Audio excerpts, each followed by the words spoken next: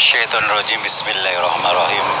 Alhamdulillahirabbil alamin arrahmanirrahim maliki yaumiddin iyyaka na'budu wa iyyaka nasta'in ihdinas mustaqim shiratal ladzina an'amta 'alaihim ghairil maghdubi 'alaihim waladdallin. Rabbighfirli wa liwalidayya amin. Shadaqallahul adzim. Assalamualaikum warahmatullahi wabarakatuh. Salam jumpa kembali untuk sahabat-sahabat YouTuber, sahabat media, serta para pemirsa yang selalu aktif mengikuti konten-konten Ayah Sadam. Di sini Ayah Sadam akan meliput kembali masa lalu dengan pengejaran kuntilanak. Saat ini Ayah Sadam menelusuri kembali masa lalu adanya kuntilanak. Ternyata dia kembali lagi adanya kuntilanak, tepatnya yang ada di kali kanal, di mana ada jembatan yang di atasnya ramai dilalui mobil. Namun di luar dugaan, sungai kanal ini terdapat banyak penghuni-penghuninya sebagai tempat di mana lalu lalang adanya kuntilanak. Saudara, seorang Ayah Sadam sudah cukup lama menelusuri sepanjang jalan sungai kanal ini. Bukan barang asing lagi. Tanpa sengaja melalui jalan itu, ternyata kuntilanak yang sudah dikembalikan di mana letaknya itu saja yang ada di makam Dwi Fang. Ternyata tanpa sengaja lewat di situ, dia ada di situ kembali. Ada 5 kuntilanak adanya di bawah jembatan. Namun bila dia menjelang malam, katakanlah kegelapan, dia baru mulai keluar bolak-balik ke makam di Dwi Fang yang pusatnya ada di sana, dan kembali lagi senang di bawah ada di jembatan. Saat itu ada salah satu orang yang sedang nongkrong di mana adanya kali tersebut. Kebiasaan di situ memang sepanjang jalan kali kanal banyak orang-orang mencari barang-barang bekas turun di kali. Sekalipun ada seseorang yang dapat bisa mengetahui, tapi tidak semua orang mengetahui. Kebetulan orang tersebut melihat, dia teriak-teriak memanggil saya. Kebetulan saya sendiri seorang Ayah Sadam memang sedang melewat. Kalau mereka tidak tahu tentang adanya liputan yang sebelumnya memang sudah pernah saya kejar ke lingkungan situ, namun bukan tempatnya yang sekarang ini, tapi di tempat lain di mana adanya kuntilanak. Hanya saja jalurnya sama sepanjang sungai kanal. Di sini yang saya bicarakan adalah di bawah jembatan di mana dekat dengan stasiun karet. Yang atasnya adalah jembatan dari Ben Hill mengarah ke jurusan Tanah Abang. Bisa saja ke Tamrin atau ke Sudirman. Jadi jalan itu jalurnya banyak sekali. Mari kita kembali kepada masalah orang utama yang saksi mata yang kebetulan dia mengetahuinya. Memang tidak semua orang mengetahuinya karena hal-hal gaib, terutama masalah objeknya adalah kuntilanak. Bahwa orang tersebut, ya kita maklum, dia orang awam. Dia mengatakan, "Pak, itu ada cewek, Pak," kata orang tersebut yang sedang mencari barang-barang bekas. Lantas saya menjawab, "Ada apa, Pak?" "Bapak minta tolong, Pak, lihat Pak ke bawah sini, Pak, di bawah jembatan. Masa gini hari jam 2 siang ada cewek cantik, tapi kok ada di bawah jembatan, mau ngapain ya?"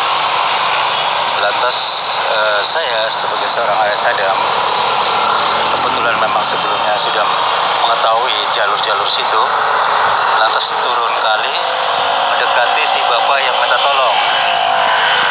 "Ada apa, Pak?" "Begini, Pak, saya sebetulnya sudah sering kali ngambil barang-barang bekas, apa ya. Di sini kan banyak botol-botol plastik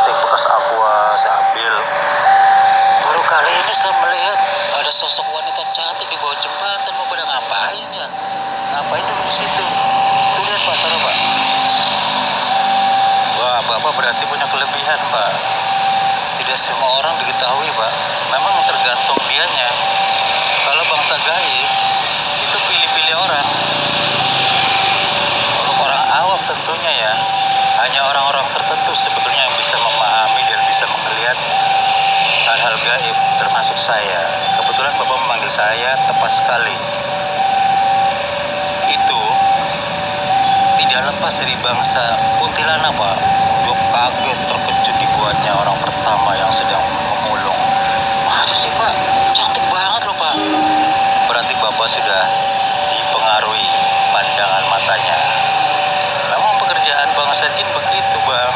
Kata seorang ayah saja mengatakan demikian.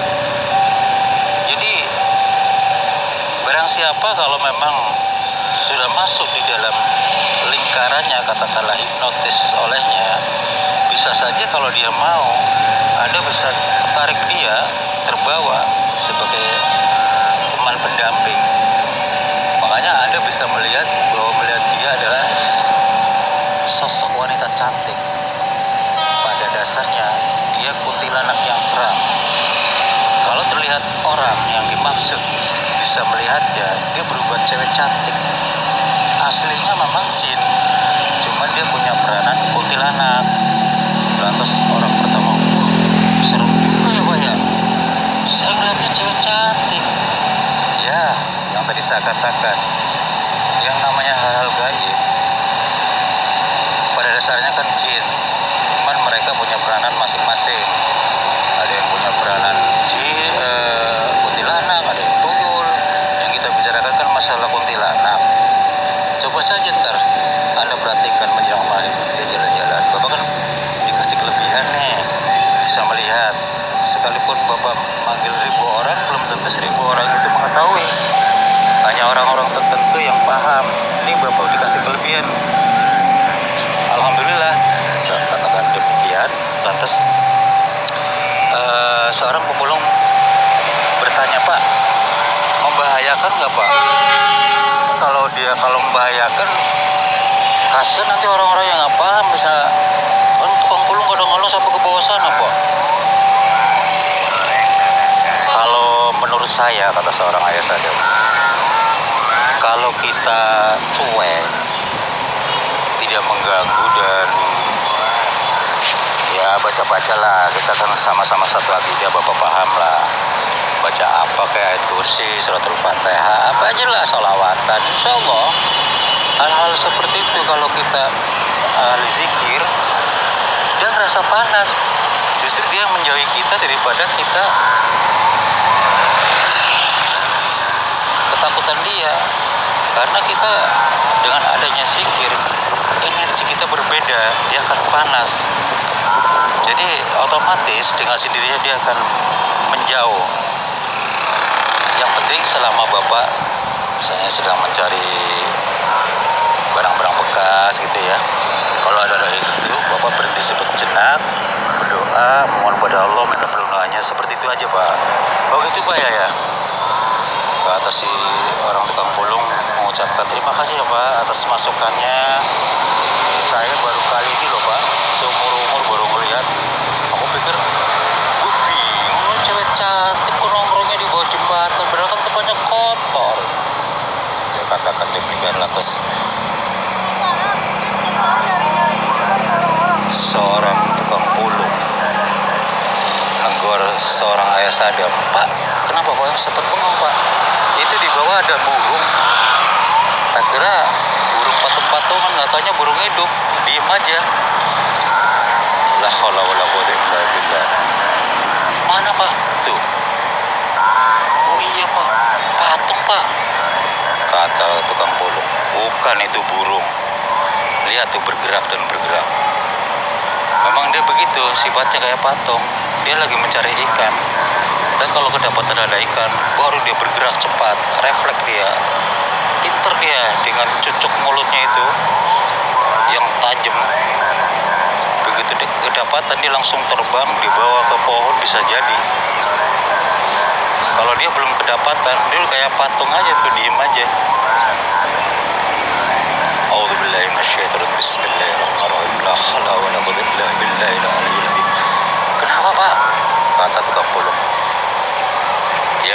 barangkali itu burung jadi-jadian, ternyata burung biasa. Karena yang namanya bangsa jin deh, macam-macam punya peran, bisa berupa ular, bisa burung, bisa yang lainnya. Ya seperti tadi kuntilanak yang kamu bicarakan. Terus gimana Pak itu Pak? Kata tukang pulung. Saya akan diam sejenak, akan kontak dia. Ini ada 4 kuntilanak. Lantas tukang pulung mengatakan, wah banyak banget Pak. Saya ngeliatnya cuma 1. Di belakang dia ada 3. Jadi yang kamu ketahui 1 berarti 4. Jadi dia hanya memperlihatkan 1 orang kepada kamu. Tergantung dianya. Kalau dia mau diperlihatkan oleh kamu semuanya, ya bisa jadi tergantung dianya. Karena dia yang diinginkan cuma hanya 1 yang diperlihatkan, ya hanya 1. Yang 3-nya nggak bisa kamu tebus melihat dia. Saya melihat semuanya. Jadi nanti kalau misalnya dia mau mencari mangsanya, biasanya ya seperti kayak situ, melihat dia itu kayak cewek beneran, cewek cantik. Nah itu di situ udah 1 pengaruh. Di situ diajak pasti mau, namanya cewek cantik. Cuman situ aja merasa heran. Logikanya begini Bang, abang sini kan bilang orang cewek cantik duduknya di bawah jembatan, ngapain sih kotor begitu ya kan? Nah itu salah satunya. Nah yang kedua situ perlu berpikir, kalau memang saya beneran nggak mungkin, pasti ini ada apa-apanya, pasti begitu Bang. Coba lantas abang memohon pada Allah, insya Allah dapat petunjuk dan dapat perlindungan dari Allah, dijauhkan. Kalau memang situ nggak mau melihat dia, ya Allah tunjukkanlah secara ya, kalau memang dia cewek beneran, biarkanlah. Tapi kalau memang cewek jadi-jadian, jauhkan dari pandangan saya, seperti itu kata si tukang pulung. Oh begitu ya Pak? Wah Bapak ini kayaknya profesional nih. Ya alhamdulillah saya seorang ahli spiritual. Wah kebetulan dong Pak, kata tukang pulung. Berarti saya minta tolong Bapak tepat banget nih pada orangnya. Alhamdulillah. Terus gimana itu Pak? Saya akan kontak, tunggu sebentar ya, kata seorang ayah sadar. Lantas nggak lama kemudian ternyata si kuntilanak itu dikontak langsung mendatangi. Si tukang pulung langsung, Pak, orangnya datang ke sini Pak. Cukup tenang Mbak, cukup tenang. Memang sengaja saya kontak, saya panggil. Kalau menurut situ yang datang berapa orang? 1. 4-4-nya ke sini. Cuman Anda hanya diperlihatkan 1 kuntilanak. Itu 4. Itu yang asli yang kamu lihat. Yang di belakangnya 3 yang tidak kamu lihat. Karena bahwa saya gitu, kalau memang yang diperlihatkan cuma 1 ya 1. Kalau semuanya. Beda dengan orang punya kelebihan, akan melihat semuanya, tidak mau terkecoh olehnya. Kalau saya melihat keasliannya, yaitu kuntilanak. Ya Allah Bapak. Gue diem ah. Si Bapak ini lagi komat kamil, lagi berdoa, kata tukang pulung. Lantas tukang pulung dengan seriusnya memperhatikan si ayah Sadam sedang berdoa. Si cewek itu udah deket banget. Begitu sudah 2 meter dia menyapa. Ada apa Pak? Kenapa panggil saya? Saya bukan sendirian, kami berempat. Lantas seorang ayah Sadam bertanya, apakah Anda tidak lepas daripada kuntilanak? Mereka tertawa kompak berempat. Bapak tahu saja ya. Apakah Anda tidak hafal dengan saya? Saya sudah terbiasa menggiring semua kuntilanak yang ada di Sui Kanal sebelumnya.